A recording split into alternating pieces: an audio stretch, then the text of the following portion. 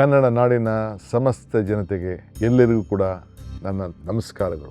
ನನ್ನ ನೆಚ್ಚಿನ ಯುವಶಕ್ತಿ ಮಿತ್ರರೇ, ನನ್ನ ಹಿರಿಯ ತಂದೆ ತಾಯಿಂದಿರೇ, ಸ್ವಾತಂತ್ರ್ಯ ದಿನದ ಆರ್ಥಿಕ ಶುಭಾಶಯಗಳು. ಯುವ ಕರ್ನಾಟಕ ನವಭಾರತ, ಇದು ಸ್ವಾತಂತ್ರ್ಯ ದಿನಕ್ಕೆ ಕರ್ನಾಟಕದ ಒಂದು ನವ ಸಂದೇಶ.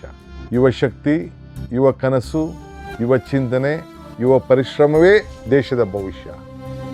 ಭಾರತದ ಅಭಿವೃದ್ಧಿ ರಥಕ್ಕೆ ಕರ್ನಾಟಕ ಕೂಡ ಒಂದು ಯುವಶಕ್ತಿಯ ಚಕ್ರ.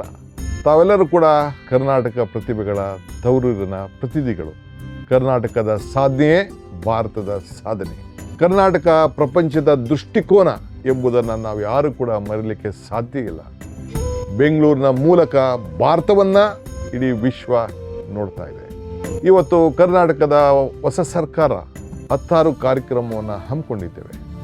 ಈ ಕಾರ್ಯಕ್ರಮಗಳ ಪೈಕಿ ತೇಗದ ಸಿರಿ ಎಂಬ ಹೊಸ ಯೋಜನೆಯನ್ನು 10 ಕೋಟಿ ತೇಗದ ಗಿಡಗಳನ್ನು ನೆಟ್ಟಿ ಬೆಳೆಸುವ ಕಾರ್ಯಕ್ರಮವನ್ನು ಕನ್ನಡ ನಾಡಿನಲ್ಲಿ ಹಸಿರು ಕ್ರಾಂತಿಗೆ ಪಣ ತೊಟ್ಟಿದ್ದೇವೆ.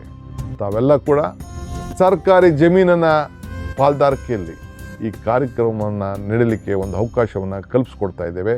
ನಿಮಗೆ ಅನೇಕ ವಿಚಾರಗಳನ್ನು ಮುಂದಿನ ದಿನದಲ್ಲಿ ತಿಳಿಸ್ತೇವೆ. ಕರ್ನಾಟಕದಲ್ಲಿ ವಿಜ್ಞಾನ, ತಂತ್ರಜ್ಞಾನ, ಹೊಸ ಇತಿಹಾಸ ಬರೆಯುತ್ತಿದೆ. ಈಗಾಗಲೇ ನಾನು ಘೋಷಣೆ ಮಾಡಿರುವಂತೆ ಕರ್ನಾಟಕದಲ್ಲಿ ನಾವು ದೇಶದ ಮೊಟ್ಟ ಮೊದಲೇ ಯೂನಿವರ್ಸಿಟಿಯನ್ನು ಮತ್ತು ಕ್ವಾಂಟಮ್ ಸಿಟಿ ಈಗಾಗಲೇ ಪ್ರಾರಂಭವನ್ನು ಮಾಡಲಿಕ್ಕೆ ಹೊರಟಿದ್ದೇವೆ. ಕರ್ನಾಟಕವು ಅತಿ ಹೆಚ್ಚು ವೈದ್ಯರನ್ನು, ಇಂಜಿನಿಯರ್ಗಳನ್ನು, ಪ್ಯಾರಾಮೆಡಿಕಲ್ ಸ್ಟಾಫ್ಗಳನ್ನು ದೇಶದ ಕೊಡುಗೆಯಾಗಿ ನೀಡುತ್ತಿದ್ದೇವೆ. ಸ್ಟಾರ್ಟಪ್ಗಳ ರಾಜಧಾನಿಯಾಗಿದೆ. ಇಡೀ ವಿಶ್ವ ಗಮನವನ್ನು ಸೆಳೆದಿದ್ದೇವೆ.